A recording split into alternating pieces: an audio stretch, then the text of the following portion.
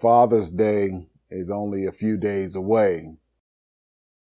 So, of course, I think about my father.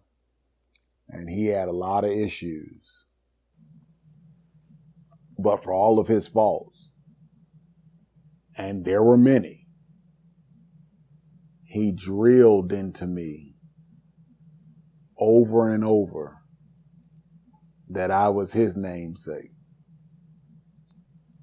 I was his and my mother's gift from God.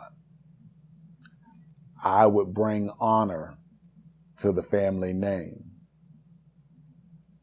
Over and over, he would tell me this.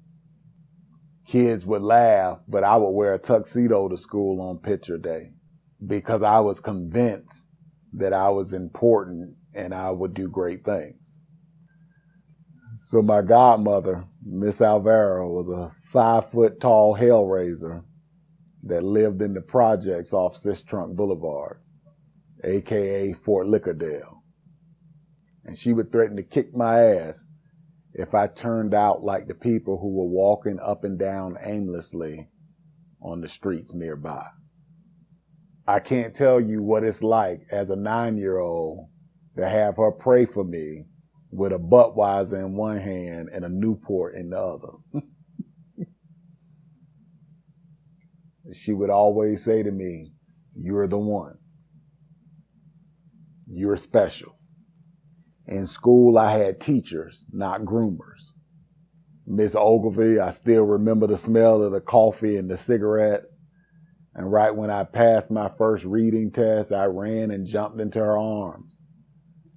Miss Lasik, the librarian, who was the first one to introduce me to video cameras. Rosemary Miranda, my 5th grade teacher, who like a pseudo-adopted me. I played basketball with her husband, Pete Miranda, after school. I think I was probably taller than him by the time I turned 13. Miss Ann Lewis, Mr. Gardner, who got me my first job in the 8th grade. In high school, when so many things started to take off for me in my sophomore year, my football coach, who I've talked about, Coach Lynn Stickford, makes me the captain of the football team. Coach Popovich, world history teacher, Miss Carlson, Miss Overgard, Mr. Tobias, Miss Albert, Miss Gibson, my deans, Mr. Gordon, Mr. McCoy, Dr. K. But every time they would see me, they would encourage me.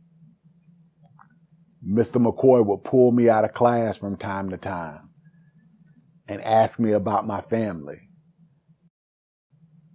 Sandy Malillo, who is my second mom, she was my TV production teacher, but she literally stuck out her neck for me to make sure that I had access to the TV lab on nights and weekends. She kept food in the classroom. Her and her husband would come, their son Keith would come on weekends. They would literally change their schedule around, rearrange their vacations so we could produce my little movies. That so-called racist coach and his wife, when he took the next job at one of the most prestigious private schools in the country, literally worked behind the scenes so that I had an offer to go to Pinecrest, an academy my parents could never imagine having the money to pay for. But today I got to listen to these clown ass race baiters and these woke social justice warriors trying to tell me that they are white supremacists, that they were only sacrificing for me because it benefited them. How in the hell? There's no benefit to them. They were sacrificing to try to keep my brother out of jail and to try to keep me from getting somebody's daughter pregnant. They didn't have anything to gain by helping me. Not all of them quoted scriptures, but their lives modeled what I was missing at home. I'm a living witness. My brothers are living testimonies that the Lord will bring people into your life that will pick up the slack that you're missing at home. But will you receive it even if they don't look or talk like you? We need to grasp that in America today, because you have people that suck up every resource they can in our country, yet they complain of how systemically racist it is, and they're literally trying to tear us apart with tools like critical race theory.